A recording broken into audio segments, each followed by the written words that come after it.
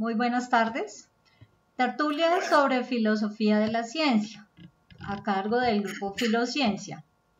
Este es un espacio de diálogo y de comunicación virtual en el cual se conversa sobre diversos temas relacionados con la filosofía de la ciencia, su historia, sus debates, controversias, sus relaciones con la filosofía de la tecnología y la sociedad. Es una actividad de extensión del grupo de investigación Filociencia. ¿Cómo se puede participar? Pues mediante las exposiciones, diálogos y debates alrededor de documentos leídos previamente por los participantes. ¿Para qué? Para informar, sensibilizar y difundir este campo de conocimiento al público en general que pueda estar interesado. Nos encontramos todos los miércoles de 3 a 5 p.m. hora colombiana. Mayor información a través de lochoar@unbosque.edu.co o el correo de bastidasastrid@gmail.com.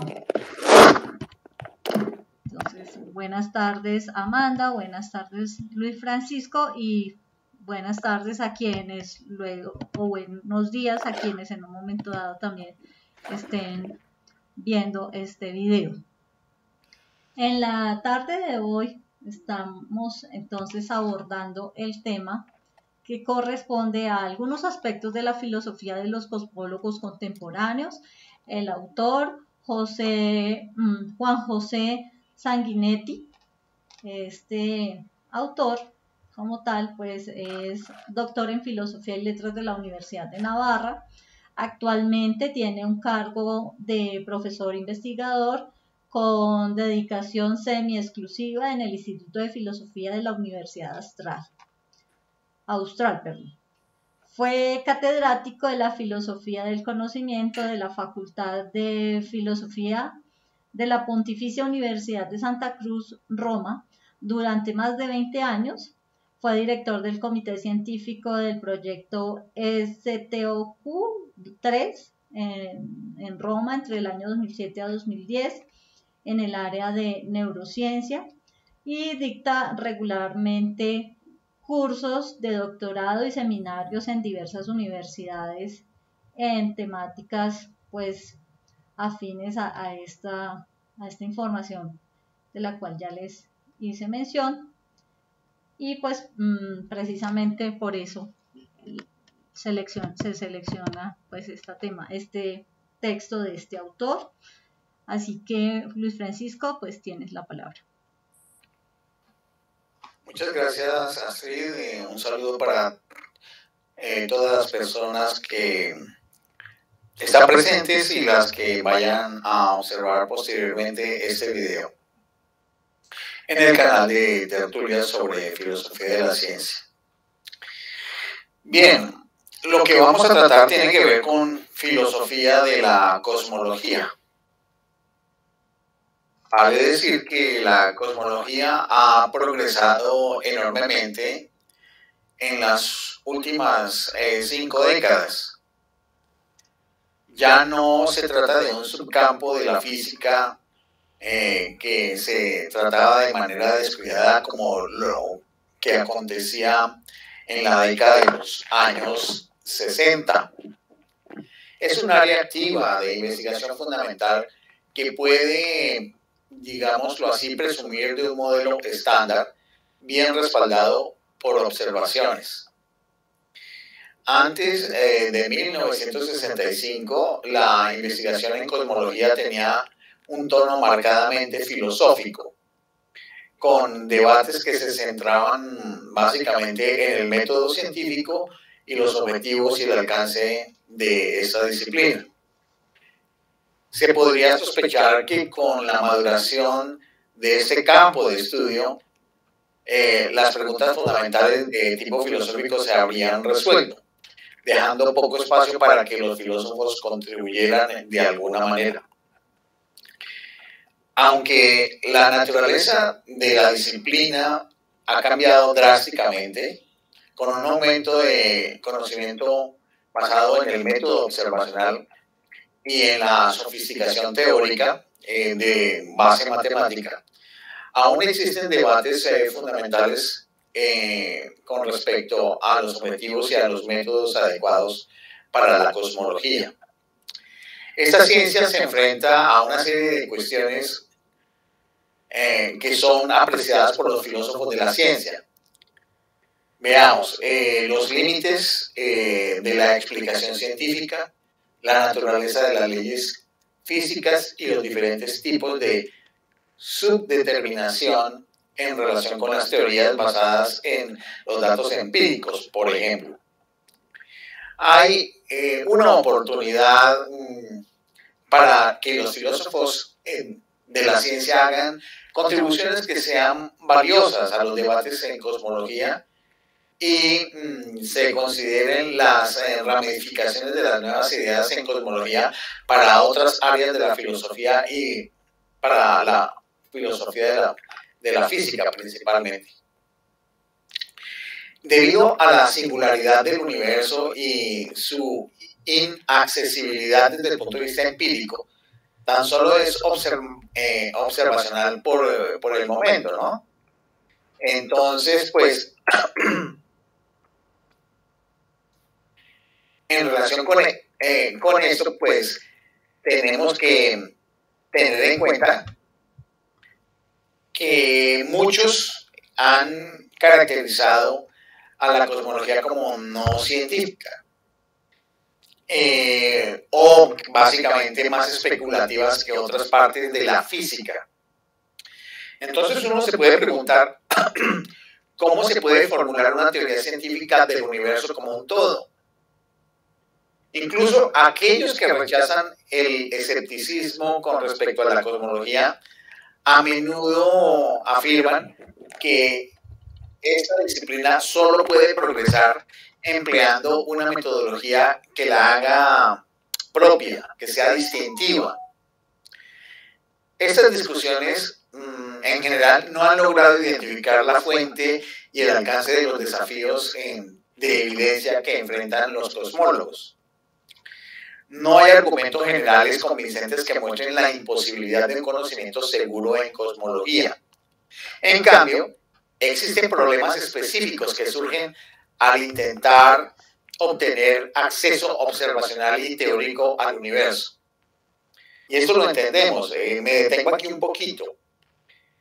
Es que estamos en un planeta que es el tercer planeta de un sistema solar de una estrella amarilla de tipo mediano, que está a su vez dentro de un conjunto de estrellas locales en una zona de una rama, llamémoslo así, de un brazo de una galaxia que hemos denominado Vía Láctea, que hace parte de un conjunto de galaxias que, digamos, constituyen un grupo familiar de galaxias dentro de un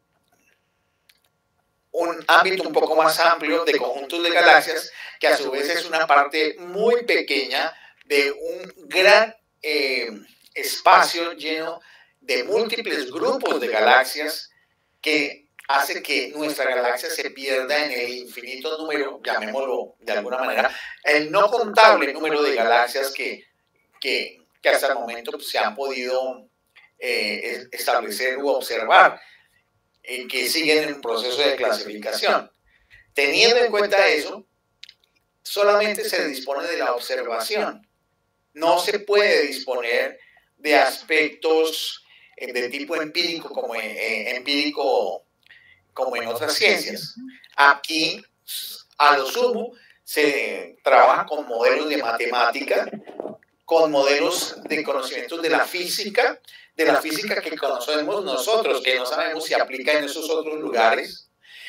Y por supuesto, con la ayuda computacional para hacer algunos ejercicios de simulación utilizando los conocimientos de la física, de las leyes de la física y de las leyes matemáticas, de lo que suponemos puede ser el desenvolvimiento de las relaciones de masa, materia, energía, espacio-tiempo en el campo cosmológico.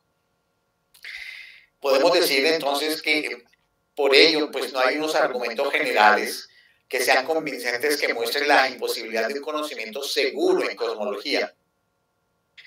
En algunos casos, los cosmólogos han logrado un conocimiento tan seguro como el de otras áreas de la física, posiblemente, por ejemplo, en la explicación de la nucleosíntesis de lo que pudo ser el Big Bang, que es una de las teorías, de las tres principales teorías que existen con respecto al origen y desarrollo del universo. Podemos decir entonces que los cosmólogos, sin embargo, se enfrentan a una serie de desafíos que son muy propios de su disciplina. Tenemos uno que es muy claro y que nos toca recurrir a otras ciencias para poderlo definir, es la finitud de la velocidad de la luz. Sabemos que es una velocidad cercana a los 300.000 kilómetros por segundo. Una característica básica de la cosmología relativista asegura que las propiedades globales del universo no pueden establecerse directamente mediante observaciones. ¿Por qué? Porque este es un límite directo en el acceso observacional al universo.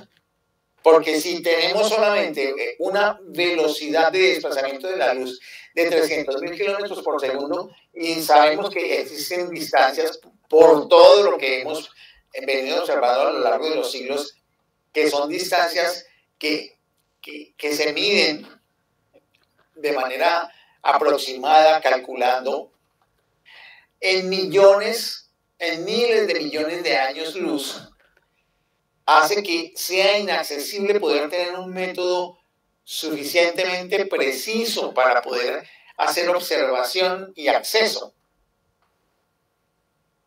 Pero además de esto, pues existen otros obstáculos que son también de diferente tipo. La cosmología se basa en la extrapolación, y eso ya lo había mencionado ahorita de otra manera, la extrapolación de las leyes de la física que conocemos en nuestro espacio cercano, que es nuestro planeta, cómo funcionan esas y cómo funcionan en nuestro sistema solar. Y hacemos esta extrapolación pensando que esto se puede cumplir de manera universal, llamémoslo así, en nuestra propia galaxia o en otras galaxias o en galaxias distantes. Pero lo que no sabemos si es efectivamente que esas leyes de la mecánica, por ejemplo, de la física de Newton, realmente se puedan cumplir en planetas que giren alrededor de soles que tengan algunas características parecidas a las nuestras en galaxias que se encuentren, por ejemplo, a 700 millones de años luz o a 15.000 millones, a 7.500 millones de años luz nuestros, porque en nuestro universo lo más lejos que hemos podido observar, de acuerdo con las observaciones que se han calculado, se han hecho y se han calculado, son 13.000 y pico millones de años luz. Entonces, esas extrapolaciones de las leyes de la física que nosotros conocemos hacen posible inferir a partir de observaciones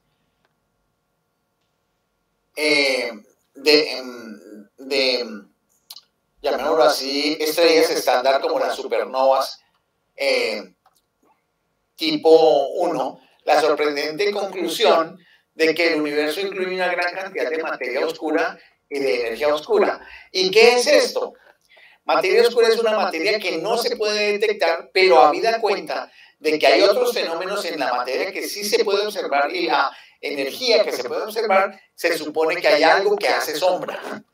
Y eso que hace sombra, entonces, se asimila hipotéticamente como una materia y una energía oscuras, que constituyen la inmensa mayoría de los contenidos del universo.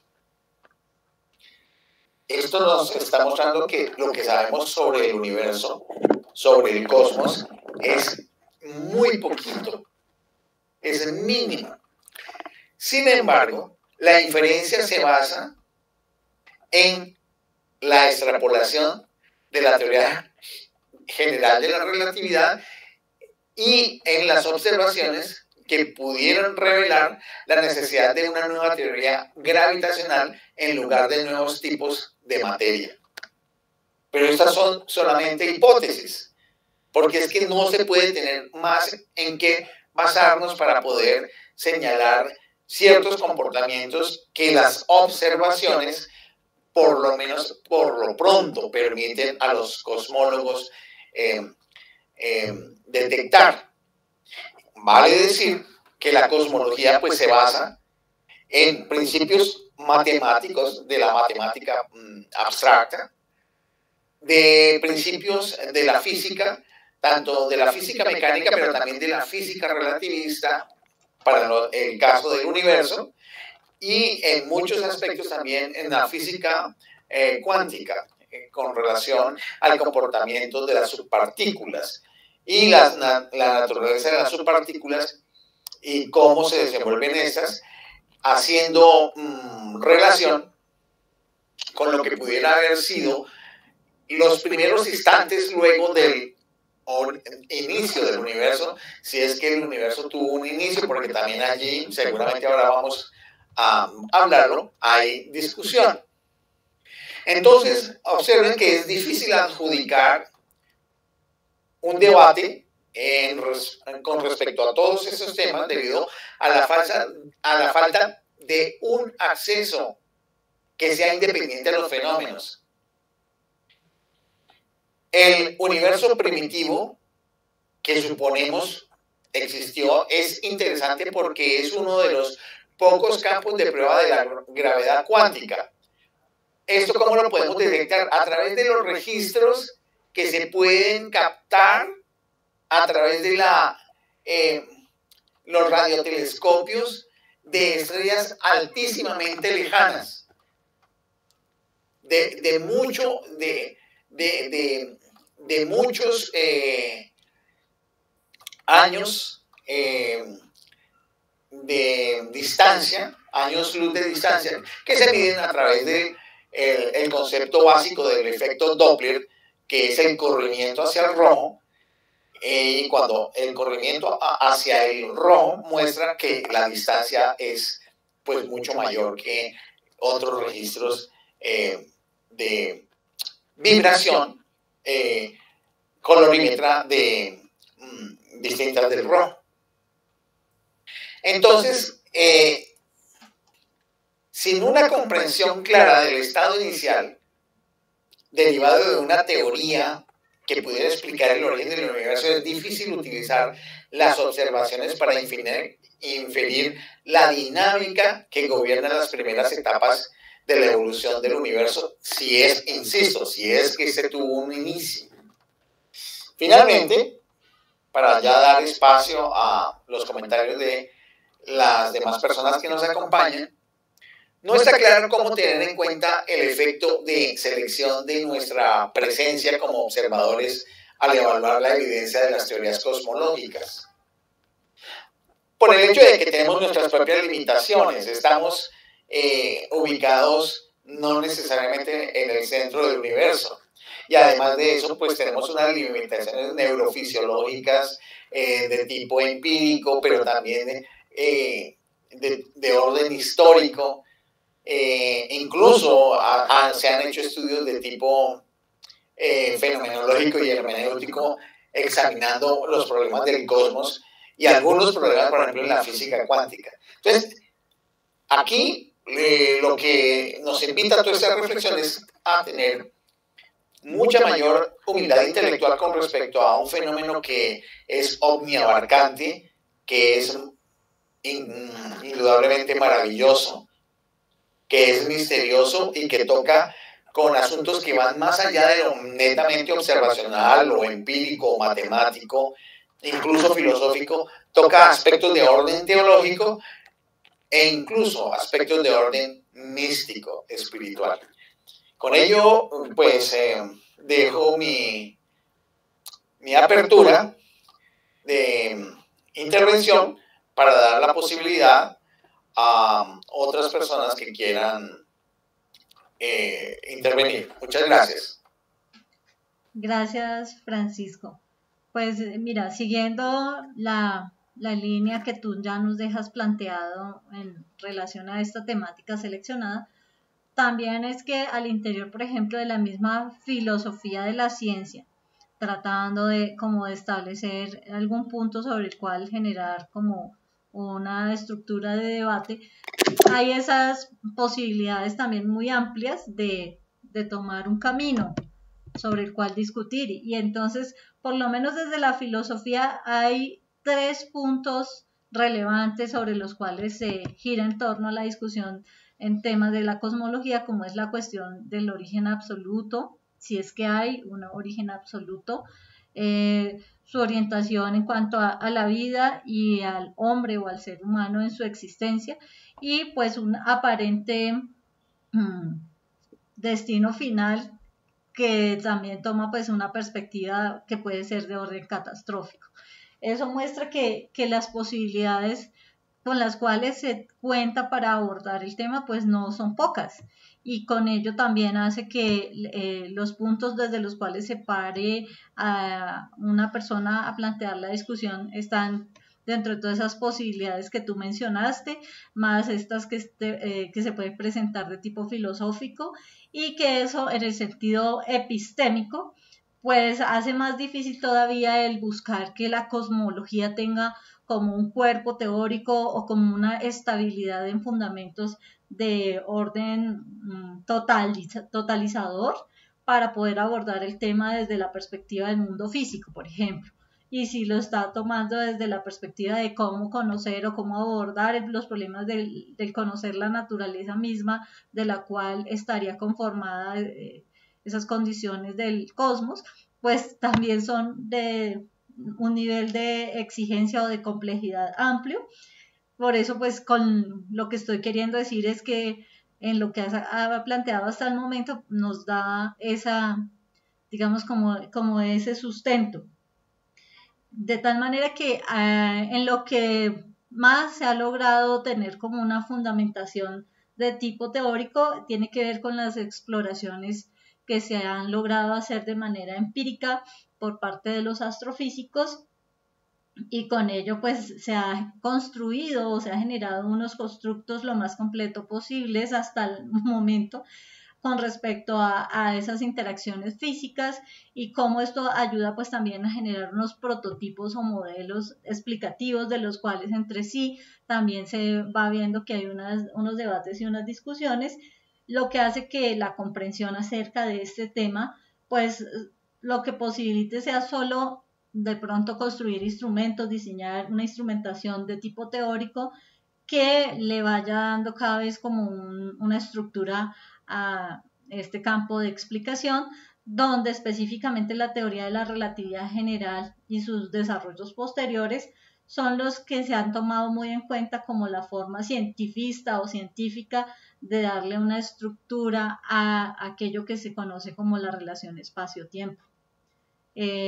Por otra parte, pues hace que el objeto de investigación, su objeto de conocimiento, que en sí mismo es el cosmos, es demasiado amplio, es una condición demasiado extensa para poderla abordar, lo que hace que se tenga que asignar tan solo experiencias, digamos, limitadas o por secciones, lo que hace que también los enunciados o los constructos que se utilizan para operar o para actuar en este campo de la ciencia, que al fin y al cabo se han tenido más en cuenta en los últimos tiempos, es de tipo intencional en relación a algo que por lo menos busca unas bases o unos fundamentos que se validen o que tengan un grado de certeza, pero que no tiene nada que decir en cuanto a establecer que son la última palabra. Son formas cada vez más sofisticadas de traer al presente la forma de proceder científicamente frente a un objeto de conocimiento que es inconmensurable y que sobre ello solamente se ha podido establecer de manera lo más concreta posible unos modelos que son de carácter hipotéticos, con unos supuestos que hasta de una u otra manera podrían decir que son indemostrables, lo cual hace también más todavía discutible y debatibles estos supuestos y los puntos concretos en los que pueden ser verificables o desmentibles.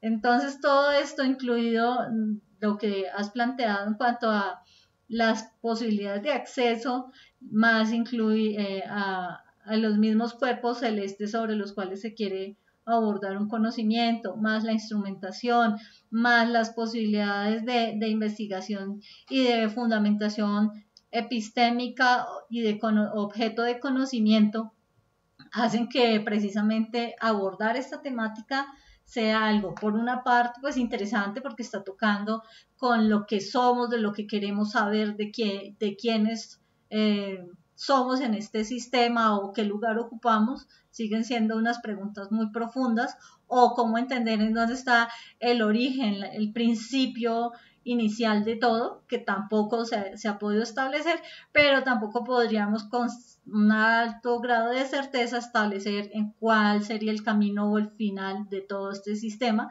porque internamente también se ve que está generando cada día nuevas experiencias, nuevas creaciones o nuevas formas de su existencia, lo que hace que también permita que se den posturas desde las materialistas hasta las teológicas, pasando por las cientifistas.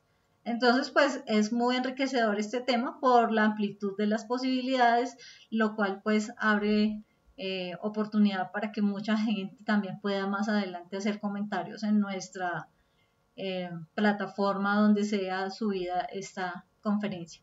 Entonces, dejo ahí para que si por ejemplo Armando quiere hacer su intervención, o Amanda, si quieres hacer alguna pregunta, la puedes, si está bien para ti, la puedes escribir en el chat, y eso también para ser tenido en cuenta. No sé si Armando.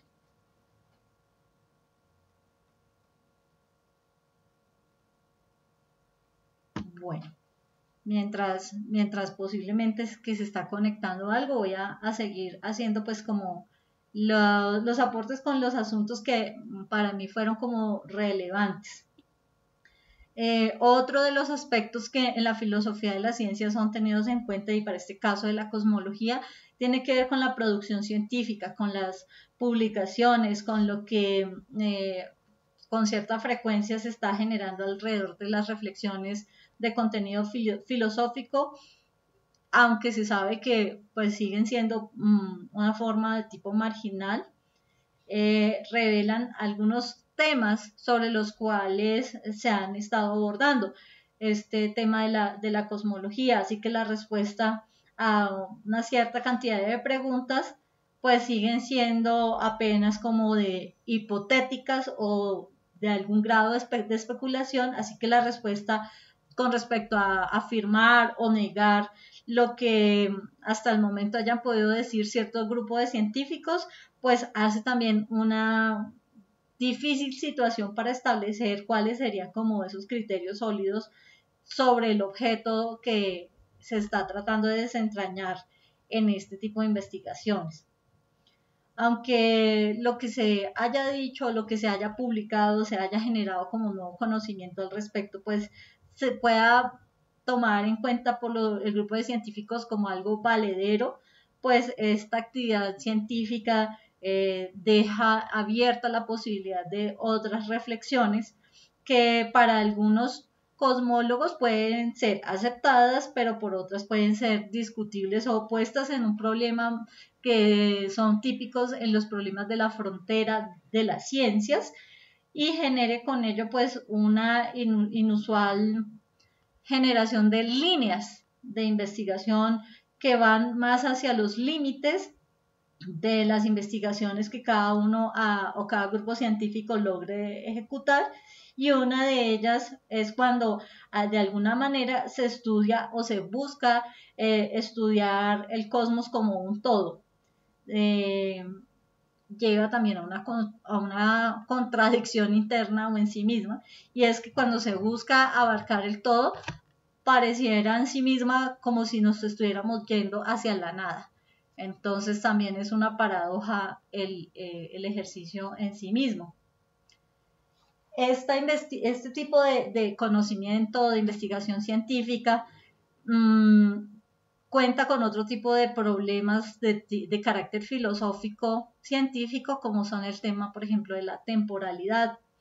La filosofía de la ciencia en cuanto a la cosmología, pues desde la misma existencia del ser humano, por lo menos hasta lo que hemos tenido como referencia, pues siempre ha estado en la perspectiva, la mentalidad de la humanidad, y de ello se ha escrito desde lo más antiguo posible, pero hablando para no hacer como ese de ir tan atrás en la historia de esta filosofía de la ciencia, tomando específicamente la cosmología contemporánea, se ha centrado en elementos como el carácter de lo evolutivo, el carácter causalista, y se pregunta por qué el cosmos ha adquirido esta forma que hoy vemos, por qué lo entendemos o lo percibimos de esa manera, y por qué ocupa principalmente pues esa forma, esos elementos, esos componentes materiales, y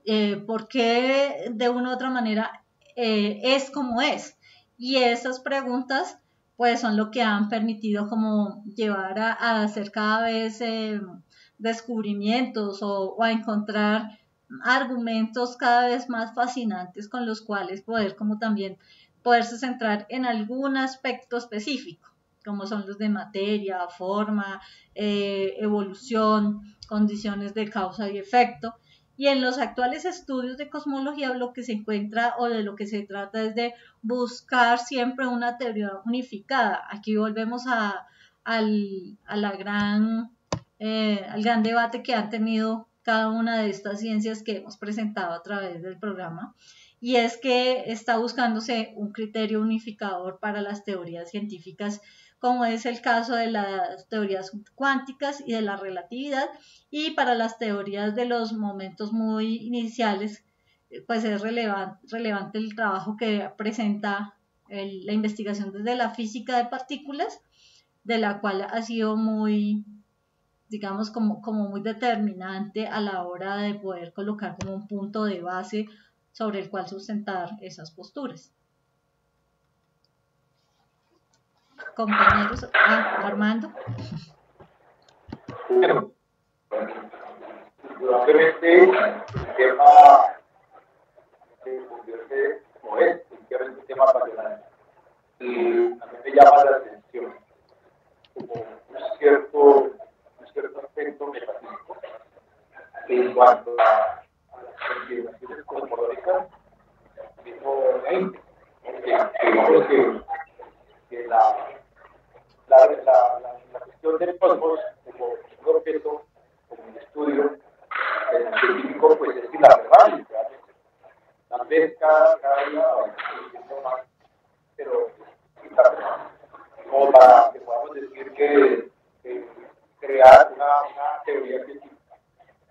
Entonces digamos que ese concepto opera muchas cosmologías contemporáneas y hablar de un cosmos verdadero. Finalmente se convierte en modelos hipotéticos que los puestos tampoco se pueden demostrar y con puntos concretos en que puede ser verificable o descriptible. Digamos, en ese sentido se acercaría un poco al tema que definitivamente las teorías científicas van a ir transformando, van a evolucionar, que no son, digamos, estáticas. Esa es como mi inquietud. ¿No? ¿En qué punto hay como una especie de metafísica aquí? ¿No? Que cualquier cosa que se diga definitivamente va a ser un modelo hipotético. Pues, claro, entiendo el tema de la metafísica, pero también quiere un modelo hipotético.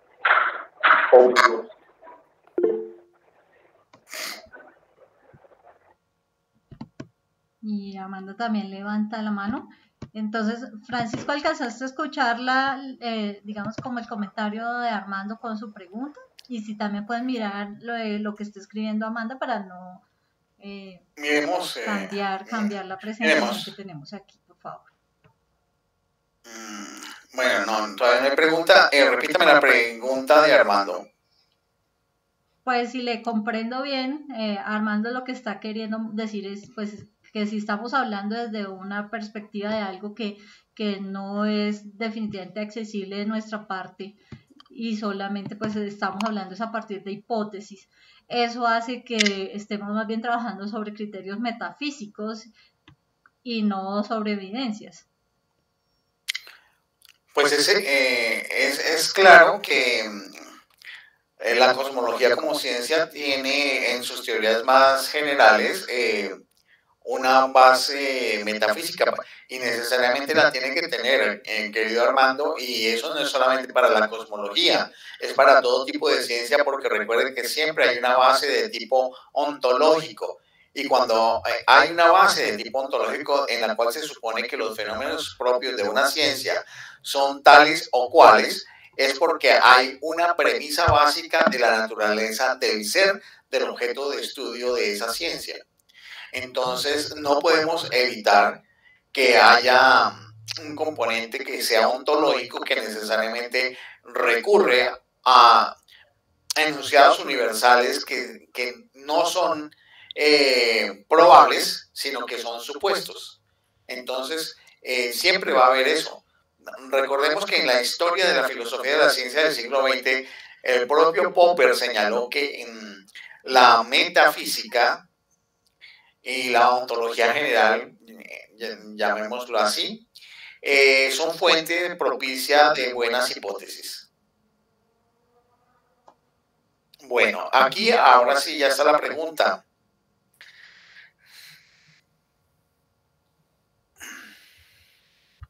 Me gustaría poder abordar más sobre las teorías que sustentan que no hay origen del universo. Bueno, el artículo trata sobre ese tema. Yo no sé si quieras tú, Astrid, mirar algo sobre ello. Pues en este momento no lo ubico exactamente. Si comienzas sobre las teorías, creo que tiene que ver con lo de las teorías rivales. Tenemos, primero que todo, la teoría que tiene un origen, que es la de la gran explosión, el llamado Big Bang. Está otra hipótesis teórica, que es la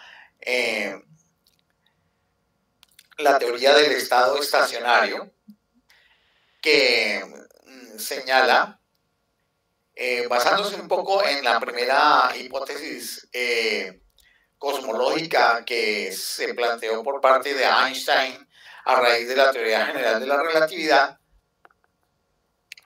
de que hay una constante cosmológica y de que el universo es isotrópico, es decir, que es uniforme en todas sus partes.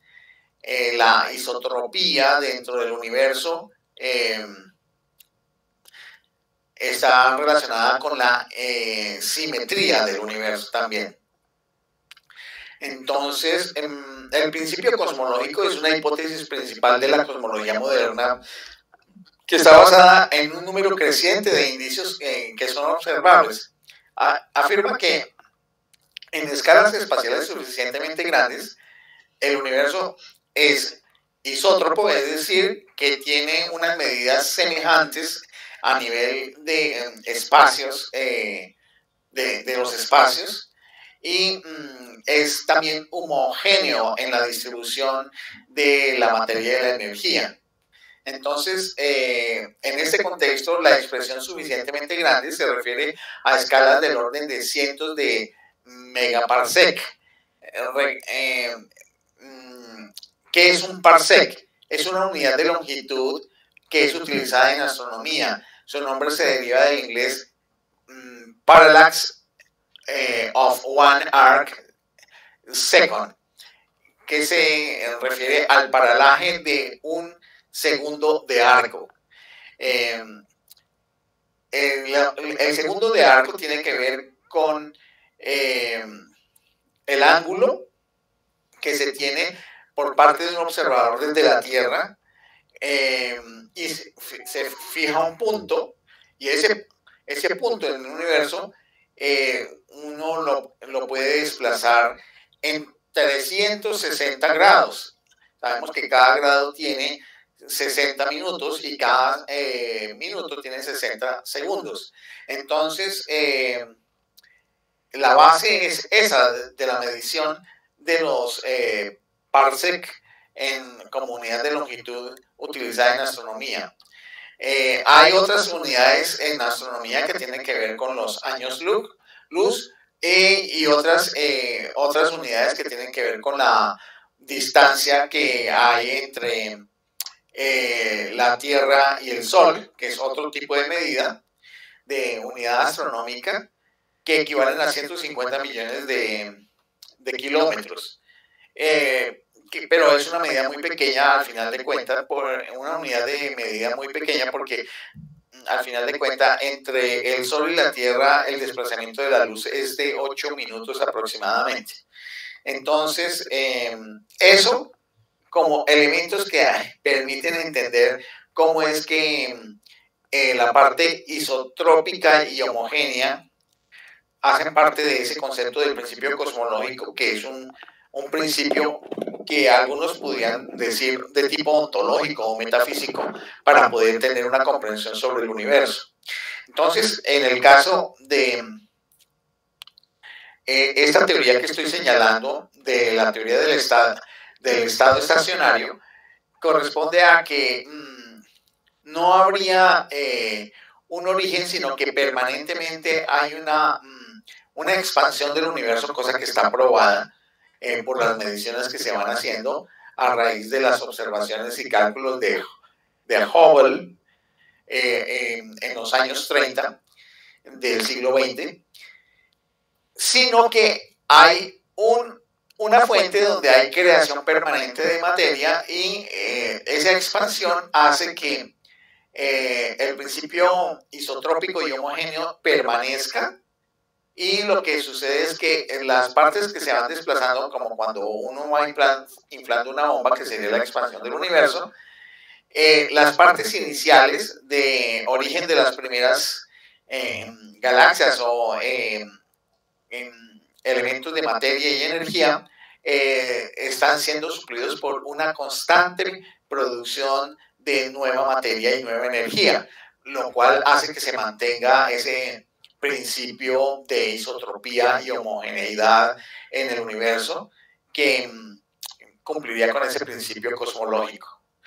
Hay otra teoría que es la teoría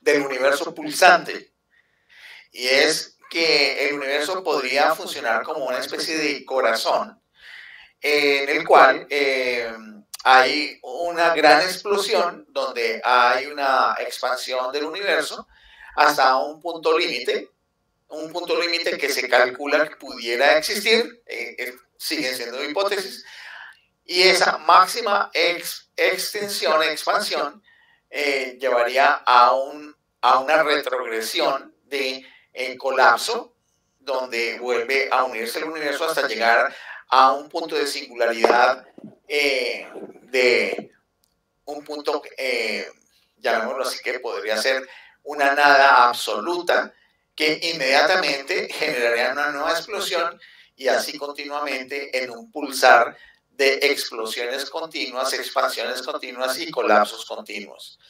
Esas son las principales teorías que han funcionado, pero el modelo estándar habitualmente maneja la teoría del Big Bang con pues las distintas dificultades que sigue teniendo esta teoría con respecto a responder las preguntas fundamentales.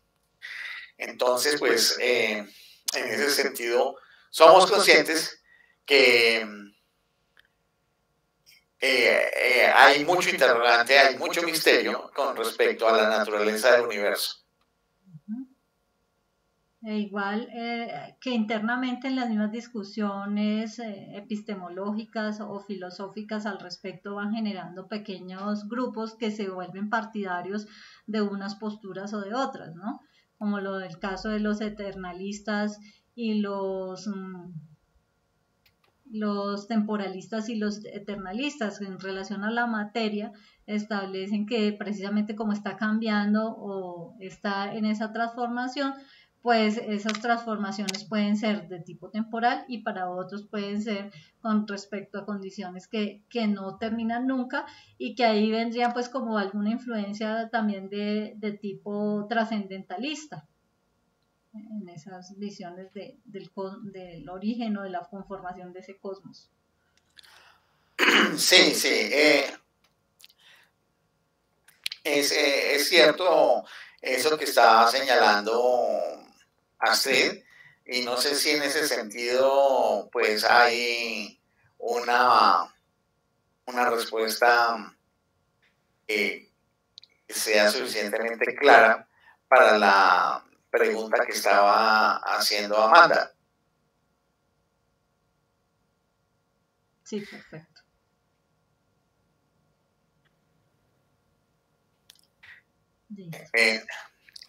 No sé, ¿Amanda respondió? Sí, señor. Ahí en el chat escribió que sí, señor, que perfecto.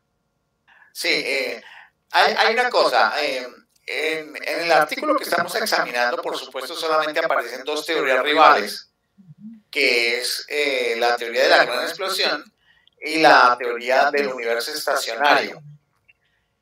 Vale decir que desde los primeros momentos de la cosmología de la gran explosión se produjo simultáneamente el extraño fenómeno del surgimiento de la teoría que le fue rival, del estado estacionario. Esto debido a las debilidades experimentales de la tesis evolutiva. Hay que tener en cuenta que pues, esto fue muy importante hasta que en los años 60 del siglo XX, sobre todo con el descubrimiento de la radiación cósmica de fondo, que ya la mencioné, que es la que permite establecer cuáles son los lugares más alejados del universo cuando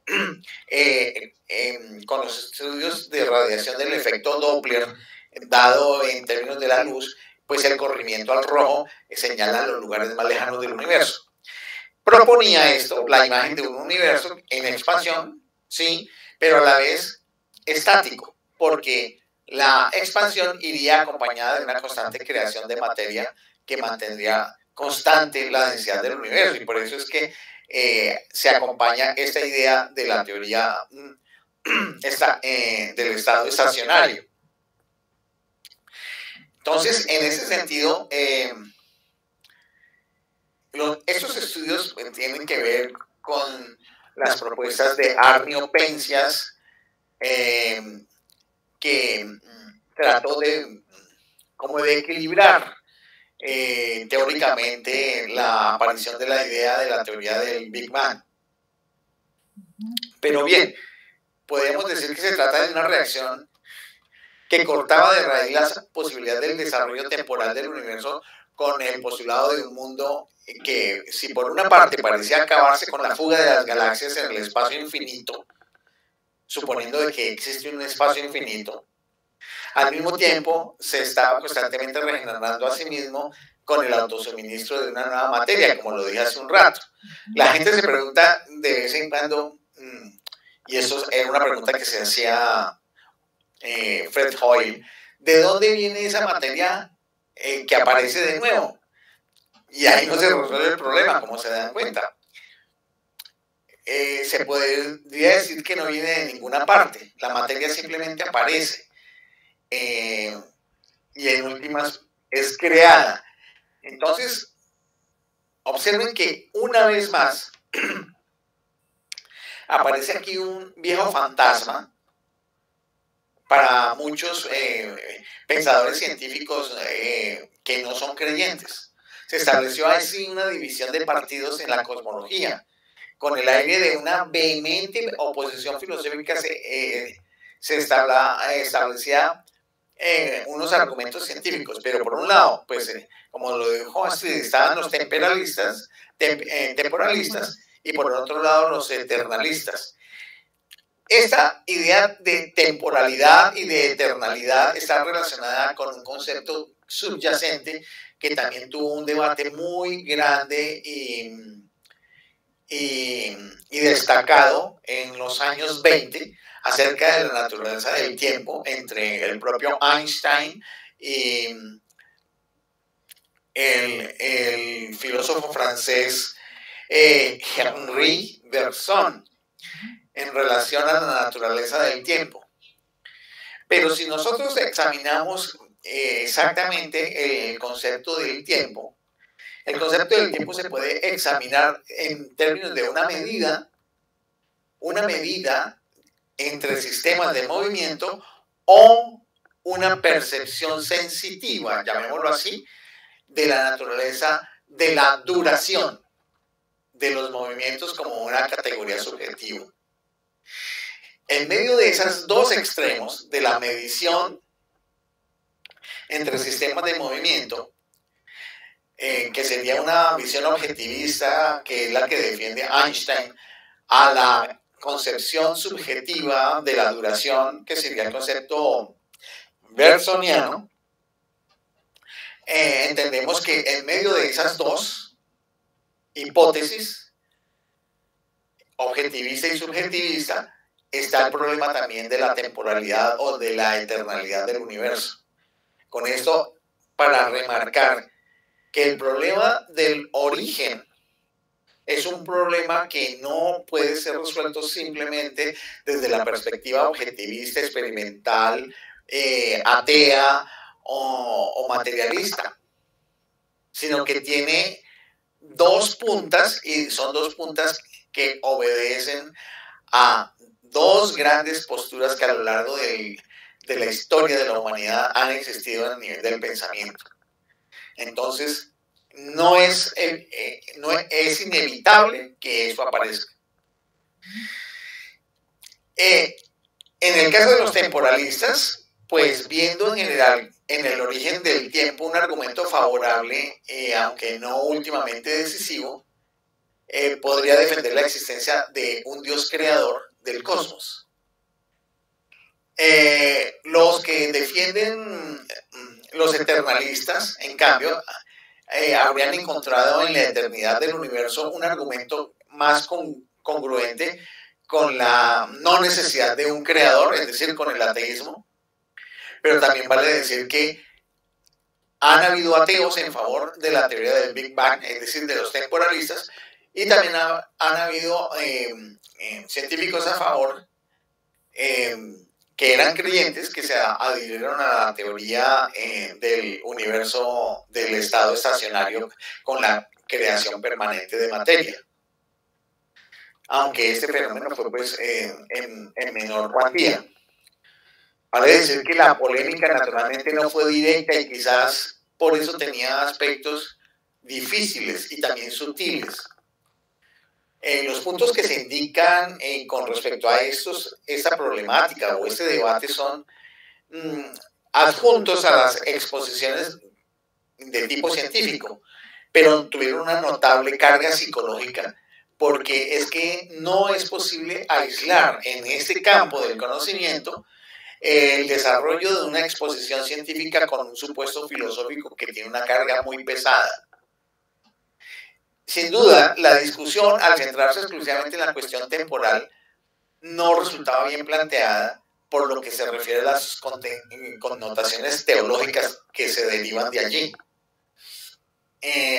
Hay un físico, Paul Gorny, que hizo notar que la teología no tiene que ver con un origen temporal, sino con un origen ontológico.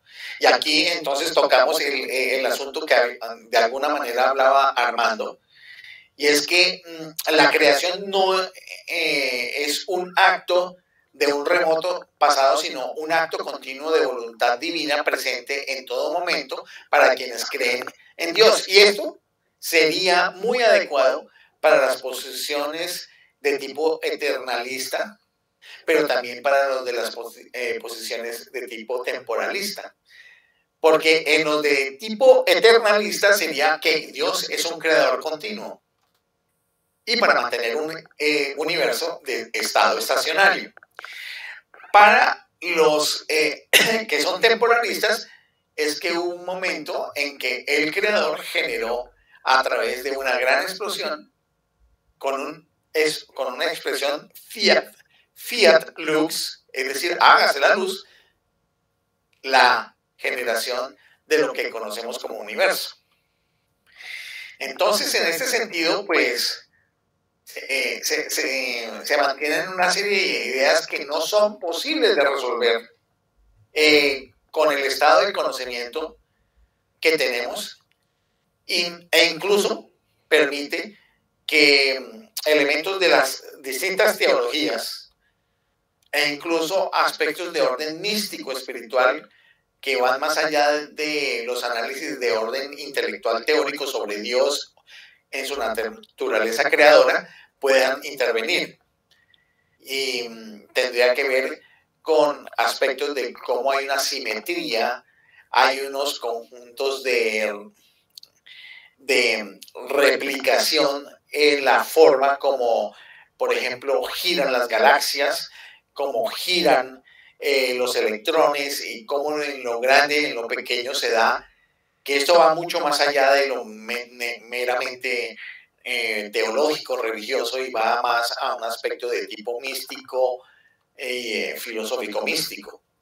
Entonces, pues quería señalar este tipo de cosas que acontecen. En ese contexto también hay un aspecto que está, digamos, de forma transversal a la pregunta que hizo Amanda, y es la inquietud acerca de la edad que puede tener el universo. Y pues esto también genera otro tipo de discusiones y de debates, desde luego tomando como punto de partida principalmente la teoría del Big Bang, donde los que se van por el lado de la creencia o de carácter teísta y los que no. Y por ello pues es una situación difícil de establecer. Sin embargo, pues esto también genera un debate alrededor de lo que estabas diciendo de la discusión entre Bergson y Einstein, porque pues es un problema con relación al tiempo. Entonces, sí. Totalmente de acuerdo. Algunos, por ejemplo, yo me ubico allí, consideramos que el tiempo como una característica objetiva de la existencia es algo que no existe. Lo que existe es una construcción intelectual o sensorial, subjetiva, cualquiera de las dos, en relación a lo que acontece cuando empezamos nosotros los seres humanos a hacer comparaciones de sistemas de movimiento, que permite entonces ubicar unos cambios en términos de un antes y un después, con respecto a un sistema de movimientos, con respecto a otro sistema de movimientos.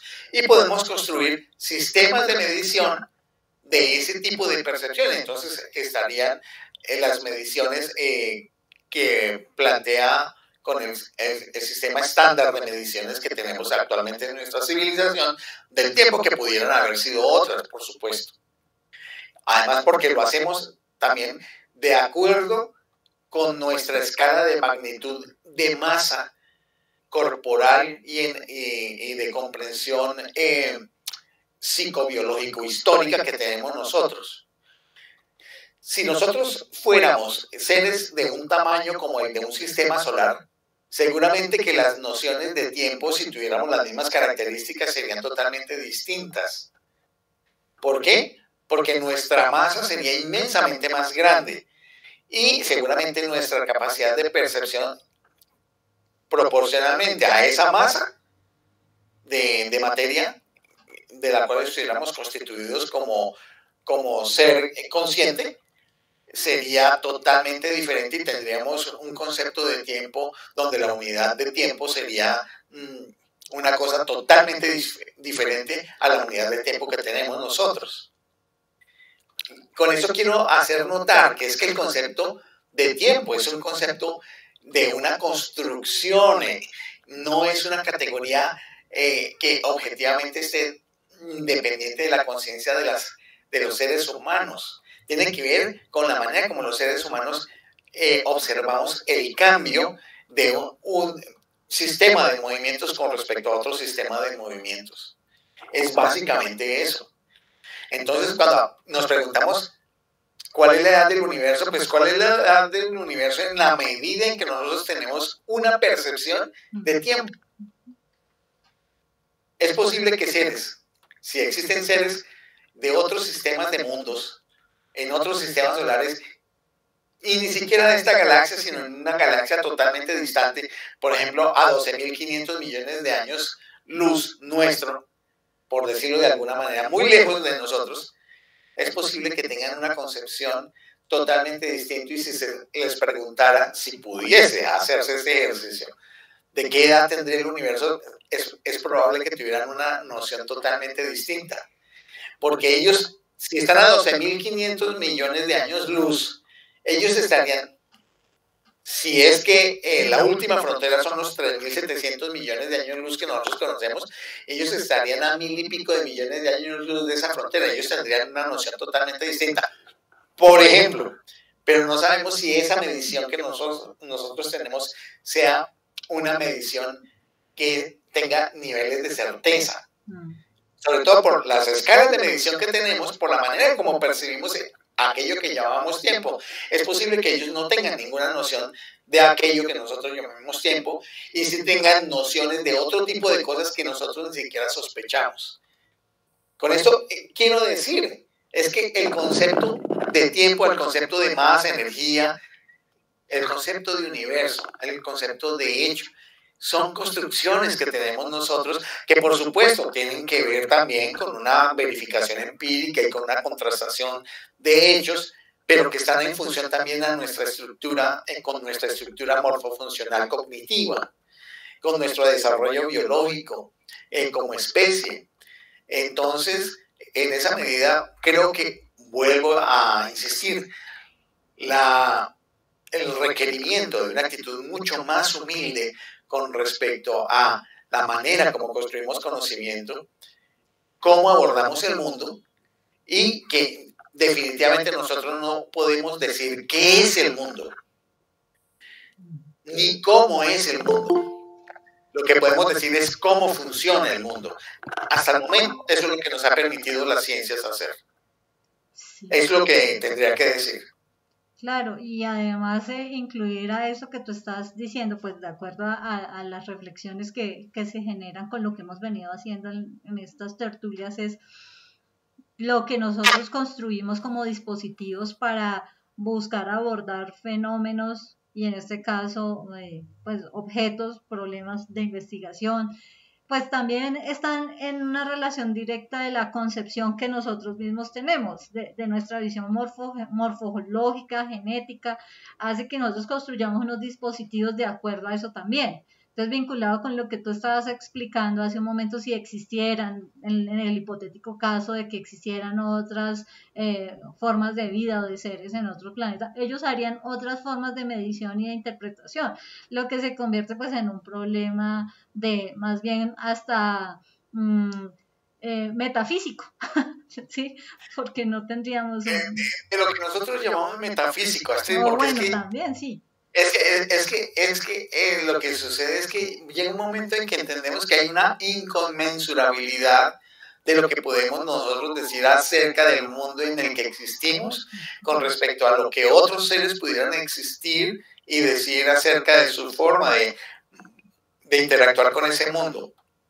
Esto es como para decir, mire, esos mitos de la ciencia objetiva, esos son mitos acerca de una ciencia objetiva. Esa idea de la ilusión de los realistas ingenuos, de los realistas científicos, de que se puede conocer el mundo tal cual es. No. Posiblemente algunas hipótesis del realismo crítico científico pueden ser válidas, de que hay unas formas de contrastación que nos permiten entender cómo funcionan los fenómenos. De acuerdo. Pero eso también de acuerdo con una estructura morfofuncional orgánica de percepción y procesamiento racional de los datos que tenemos nosotros, ayudados con todo un aparataje que hemos desarrollado tecnológicamente para poder abordar los fenómenos. Todas esas son las condicionantes que nos permiten hacer la construcción de teorías para explicar cómo funciona el mundo, qué es lo que podemos hacer hasta el momento. Y es en lo que insisto. Seguramente muchos estarían en desacuerdo conmigo, porque la postura que yo tengo es una postura que puede ser tendiente no a un antirrealismo crítico, aunque pudiera tener algunos coqueteos, sino ante un escepticismo no radical, sino un escepticismo crítico con respecto al conocimiento del mundo. Creo que podemos más encontrar cómo funciona el mundo más que decir qué es el mundo o cómo es el mundo. La forma es que podemos desarrollar tecnologías con las cuales podemos intervenir sobre el mundo y tener resultados que son eficaces. Eso es lo que nos permite decir más bien que tenemos más acceso para decir cómo funciona el mundo, o por lo menos ciertos sectores del mundo sobre los cuales podemos intervenir. En el caso de la cosmología, tan solo podemos observar con todas las limitaciones que hemos ya señalado de orden observacional y cognitivo. Y en esa misma línea es que también en relación a la existencia del humano, su origen, de dónde hace parte pues su experiencia inicial de la existencia sobre este sistema que conocemos, porque hace parte precisamente de posibles teorías que nos permiten, como tú decías, para poder intervenir en el mundo y actuar con él.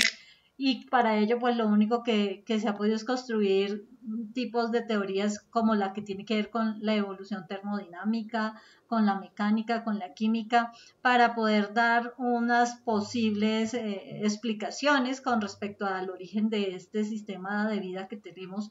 Pero pues la estructura misma de la ciencia y la manera como podemos acceder al conocimiento de algún fenómeno, pues tiene sus restricciones y tiene apenas unas posibilidades con las cuales actuamos, nos ponemos de acuerdo para intervenir y reconocer pues hasta dónde también hay unas formas llamadas inteligencia, y esa inteligencia es con la que podemos tomar como punto de partida para abordar el problema, en este caso del cosmos, y de darle como unos principios o unas bases sobre las cuales decir con esto podemos trabajar, sin ser por ello pues lo último o lo establecido como lo verídico.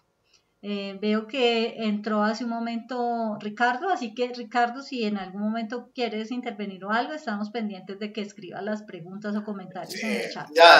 Ya Ricardo hizo alguna intervención en relación a que diciendo que a pesar de todo, pues lo que estamos señalando de las limitaciones, si esto no se hubiera dado en términos del avance del conocimiento científico sobre los sectores del mundo, no hubiéramos llegado a poder detectar esto que llamamos realidad en ciencia, por supuesto, para intervenir de manera, él dice, más objetiva, es decir, de manera más efectiva dentro de los fenómenos del mundo y tener cierto dominio sobre la naturaleza de ese mundo al cual hemos hecho acceso. Y yo le digo que el argumento pues, es válido. Gracias, Ricardo, por tu intervención. Armando, ¿quieres algún allá desde tu lugar? Estoy como en una... Tengo como una alineación, una punta acerca, digamos, de que las teorías cosmológicas tienen también una parte en que se habla de un pasado que es infinito y de un final catastrófico, pero que no sabemos cuándo va a ser, de un futuro infinito. Y digamos que también se habla desde el punto de vista, digamos, de la teología, o desde el punto de vista de la metafísica, y que dice que la creación no es un acto de un remoto pasado, sino un acto continuo de la voluntad divina presente en todo momento. Entonces, eso me causa, digamos, una curiosidad en el sentido de que definitivamente que plantea que lo que es una voluntad divina. Y punto, porque es como lo más digamos, específico, lo más claro, o la mejor explicación que tenemos al momento. Entonces, desde ese ángulo, el tema científico pues queda absolutamente pues, como en el vacío, ¿no? Veo como es. Cuando de todas formas, digamos, a través de la ciencia, lo que hemos buscado es acercarnos cada vez más, y como les explicaba Francisco, pues no vamos a poder saber nunca muchas cosas acerca del pasado, del futuro, del infinito, pero sí podemos conocer a través de la ciencia cómo funciona el mundo. Entonces mi inquietud es esta, ¿no? Porque al final estamos el único acto que sí es continuo es la voluntad divina. Esa voluntad divina a que se refiere.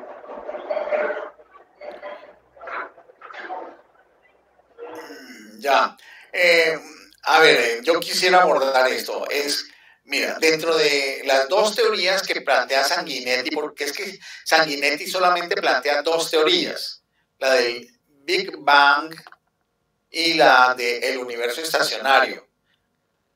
Nunca planteó la del universo pulsante, que es la tercera que yo señalé. Son teorías que tienen una base filosófica de orden ontológico también para la explicación de los fenómenos del universo, aunados con todos los conocimientos que tenemos de astrofísica y de física general relativista y de física cuántica para el mundo. Son explicaciones que hay. Ahora bien, como solamente hay unas limitaciones que solamente permiten lo observacional y la formulación de hipótesis de base matemática, pues justamente aquellos que son creyentes en una divinidad se apoyan ya sea para la teoría del Big Bang o ya sea para la teoría del universo estacionario, que es el de la creación permanente, para mantener pues el universo con el principio cosmológico isotrópico y homogéneo que yo expliqué, como un sustento para decir que sí hay un Dios creador que lo generó. Pero hay que recordar que hay otra porción de científicos que niegan la existencia de un creador y que, ya sea para la teoría del Big Bang o para la teoría del universo estacionario de creación continua, señalan fenómenos simplemente de naturaleza todavía desconocida y no necesariamente hay un Dios creador. Eso es lo que hay que tener en cuenta acá, dentro de lo que explica Sanguinetti. En ese caso, entonces, es que se le abre un campo a aquellos que defienden la existencia de Dios para decir que si ven, ahí es donde aparece la naturaleza de un Dios creador que a través de su voluntad divina genera la posibilidad, ya sea por la gran explosión, por el Fiat Lux de la gran explosión o por la creación continua, la existencia de Dios como creador. Eso es lo que hay que tener en cuenta. Pero entonces hay otro sector de científicos y de filósofos de la ciencia que no consideran la intervención de un Dios creador, sino simplemente dejan el espacio de incógnita de que no se sabe si hay algo detrás de esa fuente en términos del pasado, de posible origen del universo, porque algunos señalan que no hay origen, que es un asunto permanente y que es así. En la teoría del universo pulsante que yo señalo, esa teoría la defienden también muchos que no consideran la existencia de un Dios creador. Sin embargo, hay algunos que creen en el Dios creador que dicen, observen que en el universo pulsante, donde hay una gran explosión, una expansión hasta un límite máximo y después un colapso para generar una nueva explosión, expansión máxima, otro colapso, es como el movimiento pulsante de un corazón, que implicaría que ese movimiento es el movimiento de un hálito, que es un hálito, un espíritu, que mueve ese pulso. Cualquiera que sea creyente y que tenga una fundamentación mística, filosófica, pudiera decir que la gran explosión tiene que ver con el hálito del espíritu que genera esa explosión.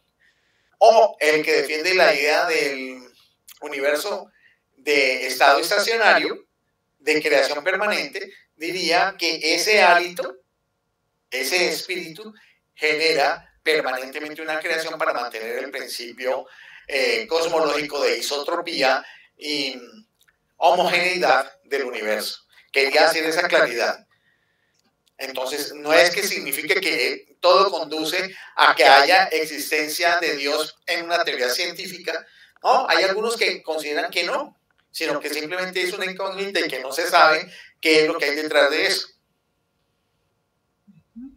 Pues en esa línea también de alguna manera está presente en las descripciones de tipo cientifista sobre el universo, porque viéndolo desde otro ángulo, pues están diciendo, entendamos que aquí estamos hablando de teorías, o sea, de hipótesis, de las cuales nosotros como comunidad científica sabemos o hemos establecido que esto es provisional, tentativo, y que lo que hoy estamos explicándolo de esta manera sabemos que a futuro muy seguramente las habremos cambiado. Pues mi querida Astrid, es algo que yo no, pues todavía no había pensado decirlo, pero en la lectura del artículo de Sanguinetti se me ocurrió nuevamente. Es el muy recurrido y manido y mencionado principio de la inducción pesimista en filosofía de la ciencia. Si la historia de la filosofía de la ciencia nos ha mostrado que en el desarrollo de las ideas científicas, en el establecimiento de teorías a lo largo de esa historia, teorías que han sido exitosas en la explicación de los fenómenos, ha llegado un momento en que su carácter exitoso colapsa porque se encuentran nuevos tipos de explicación de teorías nuevas que reemplazan a las anteriores, pero luego llegan otras teorías que también hacen colapsar a esta que había colapsado a otra. Esto lleva a mostrar que hacia futuro podrán aparecer siempre nuevas teorías que colapsen las preexistentes que tenían un nivel de explicación satisfactorio. Ese principio de la inducción pesimista es una concepción que es en favor del argumento del antirrealismo científico y también en alguna medida del escepticismo científico, áreas en las cuales yo pues me muevo ahí coquetonamente, por decirlo de alguna manera, porque lo que veo es que verdades últimas al estilo de teología final, de explicación religiosa total, como se hubiese querido hace varios siglos, no es posible porque los hechos de la actividad científica van mostrando que siempre hay ese tipo de reemplazos, porque hay nuevas evidencias, hay mejores explicaciones, etcétera, etcétera, y porque no es posible establecer verdades absolutas y definitivas en el plano de la ciencia acerca de la naturaleza de la existencia, de los fenómenos del mundo, de los fenómenos de la vida, de los fenómenos de la sociedad, de los fenómenos del cosmos. Entonces, eso pues lo pensé cuando estaba leyendo y tú tocas el tema, pues entonces me permite pues presentarlo esto del concepto de la inducción pesimista. Y toda teoría, si tenga bastante verificación empírica o evidencia probada o como quieras llamarlo de acuerdo con las distintas escuelas de filosofía de la ciencia, sigue siendo una hipótesis que tiene mayor o menor grado de verificación o de corroboración, como se quiera decirlo dentro de las distintas escuelas de filosofía de la ciencia, pero siempre habrá una posibilidad de que aparezcan nuevas teorías que la suplanten, que la reemplacen. Claro, y gente de una posición extremista diría, no, pues entonces no creamos en nada. No, yo creo que tampoco sería ese el camino, ¿no? Porque estamos en los puntos extremos, sino más bien ir caminando de a poco. Es que, Astrid, la naturaleza del conocimiento científico es este que yo estaba señalando. No es para un conocimiento definitivo, y esto nos muestra la historia de la misma actividad científica. Entonces, pues, estamos en eso. El profesor Ricardo está diciendo algo que vamos aquí a...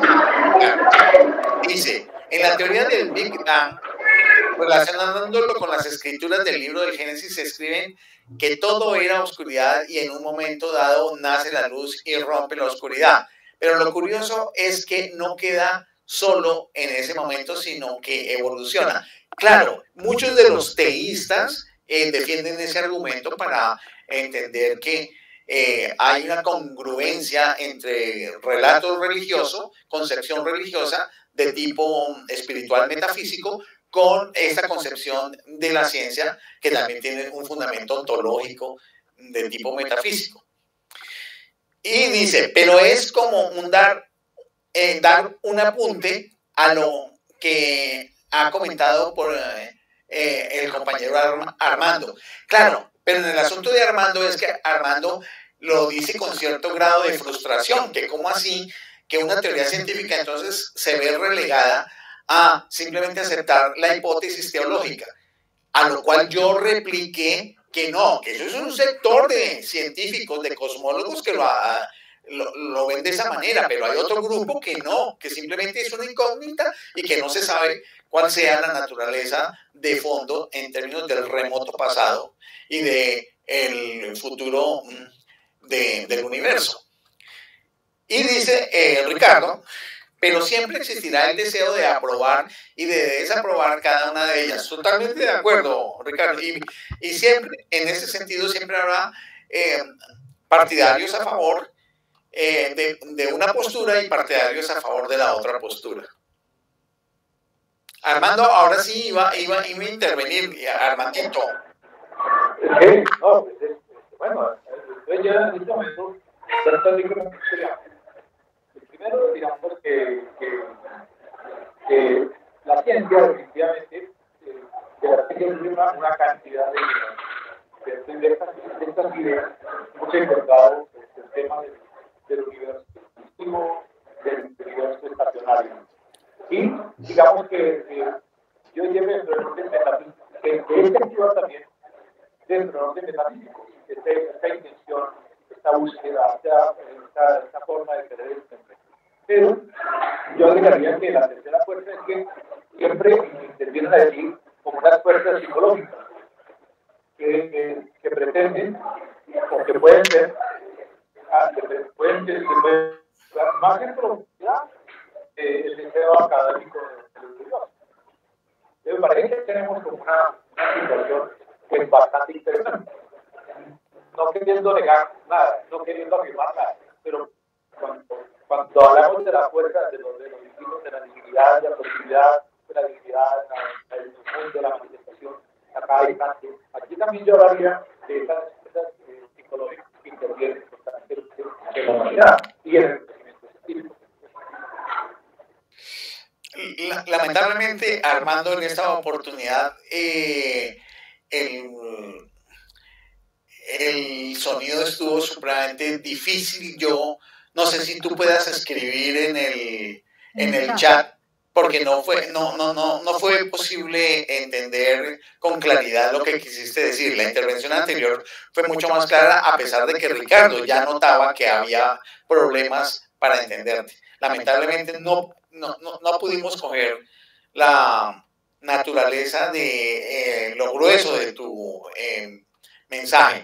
Si lo puedes escribir, pues sería maravilloso, porque parece ser que estás en una zona donde el ancho de banda se dificulta para que pueda haber una captación del sonido de manera fluida para tu intervención. Voy a intentarlo otra vez. Bueno, sí, estás mejor ahorita. En este momento estás mejor, Armando. Estoy hablando como de tres líneas. Una, digamos que en el tiempo se ha dado, digamos, un origen a ideas científicas, y de estas ideas científicas se han dado fenómenos o estudios finales o expresiones como el universo expansivo, el universo estacionario. Y que hay que estas fuerzas definitivamente tienen que ver con un aspecto metafísico, en el sentido de que hay una intervención psicológica y que esas fuerzas psicológicas definitivamente pueden actuar en el deseo, digamos, de académico estudioso. Entonces, como que estaríamos metidos allí en este tema de la metafísica, que está determinando que sí, que es una función divina, y el habitual deseo académico estudioso. Veo algo en este sentido. No sé si ya me puedes explicar eso. Sí, está claro. Y tú solamente lo tomas con las dos presentaciones que hace Sanguinetti del el universo en explosión y el universo estacionario. Pero antes de ir al problema de lo ontológico que tú dices, que es evidente que se da y que tiene que ver también con la naturaleza, pues, de la psicología humana, de cómo concebimos cognitivamente el mundo, pues necesariamente sí, es evidente que desde la perspectiva filosófica hay un fundamento de tipo ontológico que conlleva a un supuesto metafísico, claro. Ya viene después la parte epistemológica para poder sustentar los supuestos ontológicos que señalamos. Teniendo en cuenta eso, quiero señalar nuevamente, la teoría del universo pulsante o oscilante es una hipótesis científica propuesta por Richard Tolman, la que se propone señalar que el universo sufre una serie de infinitas oscilaciones, cada una de las cuales inicia con un Big Bang y termina con un Big Crunch, que es un colapsamiento. El universo se expande por un tiempo, entonces aquí viene la idea de tiempo, antes de que la atracción gravitatoria de la materia produzca un acercamiento hasta llegar a un colapso y sufrir seguidamente un gran rebote que sería un nuevo Big Bang. Es un modelo cíclico en el que cualquiera de los modelos teóricos cosmológicos en los que la historia del universo describe como una cadena interminable de ciclos autosostenibles, por ejemplo, como una cadena de Big Bangs y Big Crunch, que yo señalaba que era como una especie de corazón pulsante.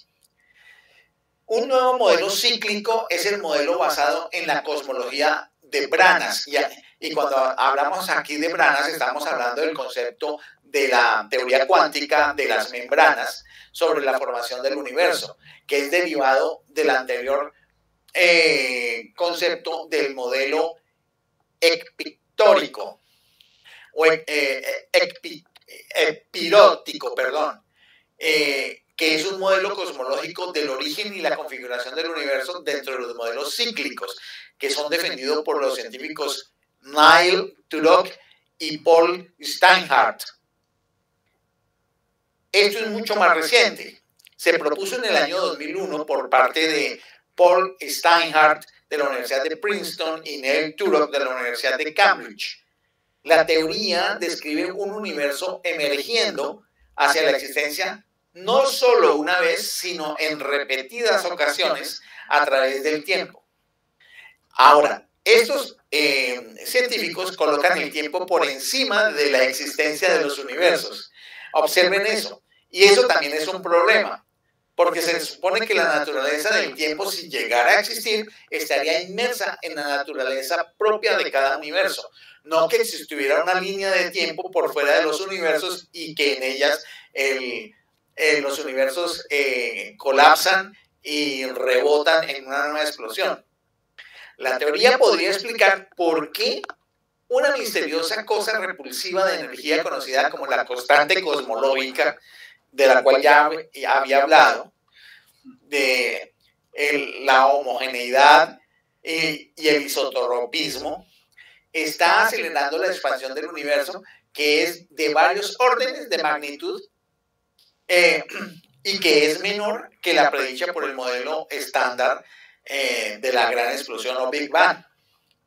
Entonces, en el año 2007 se propuso un modelo cíclico que fuese diferente, basándose en la noción de algo que llaman la energía fantasma. Y esa energía fantasma es una forma hipotética de energía oscura. Recuerden que la energía oscura es de gran cantidad en el universo por los cálculos que se han hecho,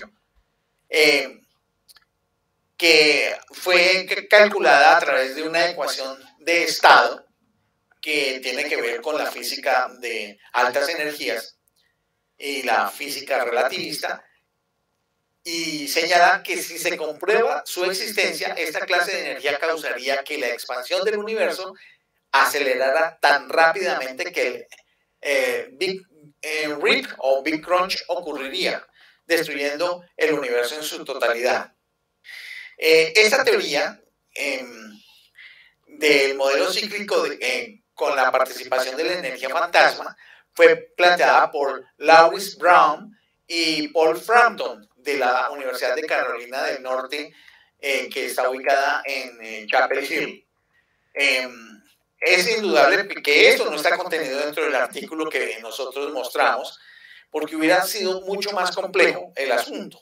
Pero por eso señalo que había no solamente dos teorías, como decía Sanguinetti, sino tres teorías.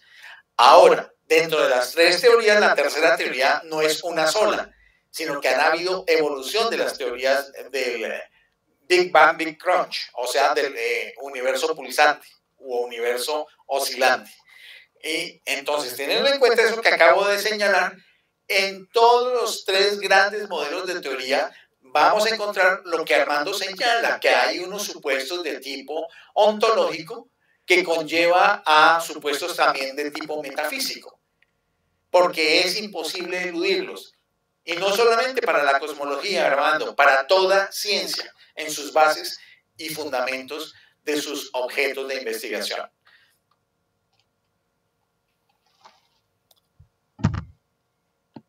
Bien, ya parece que no hay otro comentario de Armando. Pues en medio de todo esto que está, ahí escribió Ricardo. Sí, vamos a mirar qué nos dice Ricardo. Dice, la actividad científica comprobó la constante de Avogadro desde la revisión efectuada en la 26 Conferencia General de Pesas y Medidas celebrada en el año, debe ser 1918. La constante de Avogadro tiene un valor exacto. Entonces, ¿cómo fue que un filósofo llegó a esta conclusión sin tener una claridad de un método científico o una teoría para comprobar este número? Mi inquietud frente al artículo, hasta dónde nosotros podemos decir que evolucionamos o que en realidad vamos al contrario. Gracias. Hay que entender unas cosas y la pregunta es válida. Las constantes de origen matemático son hipótesis de trabajo para poder generar con ellas cálculos que permitan después, desde el punto de vista experimental, hacer pruebas que justamente con el éxito de las pruebas se comprueba que la constante es verídica. Pero las constantes inicialmente son relaciones de tipo hipotético con los componentes que constituyen los elementos de la constante. No solamente en el caso de Avogadro, hay los planteamientos que hizo, por ejemplo, Max Planck para el caso de el quantum de energía. Ahí hay unos cálculos. Lo mismo para el caso de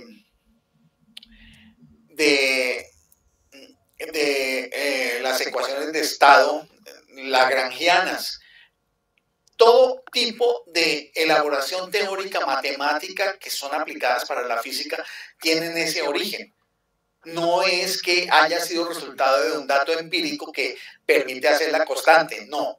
Se formula la constante y después se pone a prueba a través de la observación empírica, experimental, y en la medida en que se observa que funciona, entonces se puede asumir como que esa constante puede ser aplicada y se establece como parte del catálogo de conocimientos de la ciencia. En ese sentido, hay que entender, porque las ciencias no son netamente empiristas. No, las ciencias son hipotético-deductivas. Se formulan hipótesis de las cuales se deducen una serie de conocimientos para todos los campos y después se ponen a prueba a través de la empiria en la mayor parte de las ocasiones o a través de la demostración racional para las ciencias formales. Estamos hablando para el caso de la lógica y de las matemáticas, de los distintos tipos de matemáticas, de las teorías de conjuntos, de las ciencias de la computación. En esos casos es a través de la demostración racional, donde no quepa ningún tipo de contradicción y que obedezcan a las lógicas sobre las cuales se construyeron. Ahora bien, cuando se utilizan estas, una vez han sido probadas dentro de su campo, para ser aplicadas en otras ciencias, entonces ahí sí viene toda la datación de carácter empírico y observacional, donde se evidencia o no se evidencia la eficacia de la constante que ha sido propuesta matemáticamente.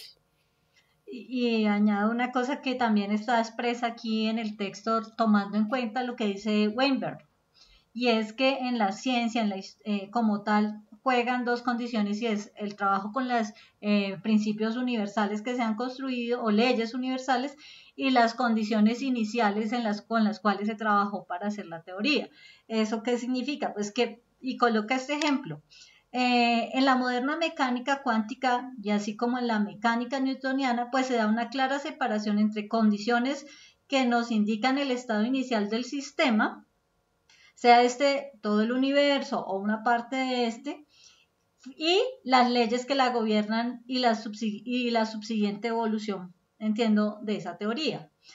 Pero es posible que eventualmente las condiciones iniciales aparezcan como leyes de la naturaleza, solo que a su vez, lo dice Weinberg, más adelante, no solo es posible que lo que ahora vemos como arbitrario o contingente, como condiciones iniciales, pueda al final ser deducido de leyes universales, sino que pues al revés, es también posible que los principios que ahora vemos como leyes universales pasen eventualmente a representar accidentes históricos. Es decir, que para entender con lo que se está trabajando en el momento, como el caso del número de Avogadro que estás colocando de ejemplo, para ese momento resulta aplicable o se convierte en una forma de entender esa ley universal.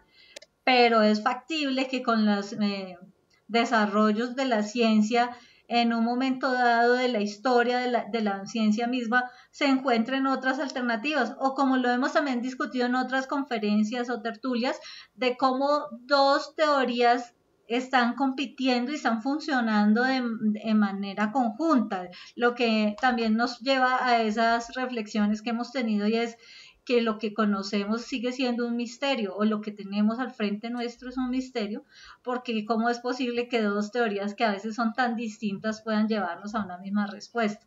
Me parece que todo esto lo que nos abre son posibilidades para entender un poco más que estamos ante cosas misteriosas, interesantes, y que eso es lo que nos motiva como seres humanos a seguir indagando. Pues ahí es donde está el fenómeno que llamamos de la subdeterminación de las teorías por los datos. No necesariamente porque una teoría coincide con los datos podemos decir que es la teoría más válida, porque lo que señala Astrid ocurre también, que pueden haber más de una teoría con las cuales los datos coinciden. Entonces, en ese sentido, pues hay que tener todos los cuidados necesarios para ver, además de los datos, qué otro tipo de elementos como el de parsimonia, el de la consistencia teórico general y otros que se puedan tener en cuenta, hacen que una teoría sea más potente que otra, a pesar de que haya coincidencia en la data empírica que puedan las dos sustentar. En ese sentido, pues se tiene en cuenta. Y aquí, pues se reitera que no es simplemente el dato empírico el que tiene la palabra última sobre las cosas. Y cuando se hablan de leyes universales, esa es una expresión muy típica de hace un siglo. Hoy no hablamos de leyes universales. ¿Por qué razón hoy no hablamos de leyes universales? Por todo esto que hemos venido discutiendo, que los conocimientos que tenemos actualmente de la física mecánica de Newton, estamos seguros de que esa física mecánica de Newton funciona, incluso metámonos al núcleo del corazón de un planeta como Júpiter. ¿Será que funcionan así en Júpiter? Donde hay unas masas de una naturaleza distinta. O vayámonos a un sistema solar cercano, el de Alpha Centauri, que queda a 4 años luz. No podemos decir que allá, en algún planeta que gira alrededor de Alpha Centauri, las leyes de la mecánica de Newton funcionen. No lo sabemos. Entonces, aquellas constantes que decimos originalmente como constante, como ley de la gravitación universal, o la constante de Avogadro, o la constante de Planck, tenemos un universo local en el cual aquí, en este planeta, hemos hecho esas pruebas, pero no sabemos si funcionan en otro lado. Ahora, que la mecánica de Newton ya se vio que sí funciona en la Luna, claro, ya se vio que funciona en la Luna, y que en el caso de la Luna, pues, por ejemplo, la gravedad, en función a la cantidad de masa de la Luna, funciona con 6 veces los valores más bajitos que con los que funciona en la Tierra. Es decir, que algo que pesa, por ejemplo, 6 kilos en la Tierra, en la Luna pesaría 1 kilo, por no decirlo de alguna manera. Bien, yo no tendría más que decir, Astrid. Nada, yo lo que quería indicar era si de pronto Amanda tenía otro comentario o pregunta, o sea, como para hacer una pequeña rondita de quienes nos mandan son preguntas. O Armando. Bueno, yo tomaría esto como que, digamos, que en la evolución de nuestro conocimiento físico-matemático encontraremos posiblemente nuevas explicaciones sobre el creacionismo teológico y el creacionismo científico-cosmológico. Pero que hay como en esa paradoja vamos a continuar y digamos que en esa expansión pues aumentaremos tanto el conocimiento de nosotros mismos como el conocimiento del universo. Gracias, Armando. Bien, yo no tengo nada más que decir, excepto que, como en todas las tertulias, queda una serie de preguntas sin responder, porque es que esa es la naturaleza de la ciencia y de la filosofía de la ciencia. Sí, además que también es la intención de este espacio, de más bien llevar a momentos de reflexión con los cuales podamos compartir también con las personas que quieran hacer comentarios en los videos que se vayan subiendo, para que luego se puedan tener en cuenta o responderles a través de ese mismo medio. Bueno, muy amables, muchas gracias a todos y a todas, y felicidades. Muchas gracias a todos los que nos acompañaron hoy. Muy interesante, Francisco, también las intervenciones. Gracias, Amanda. Muchas gracias a todos, que tengan un día, gracias.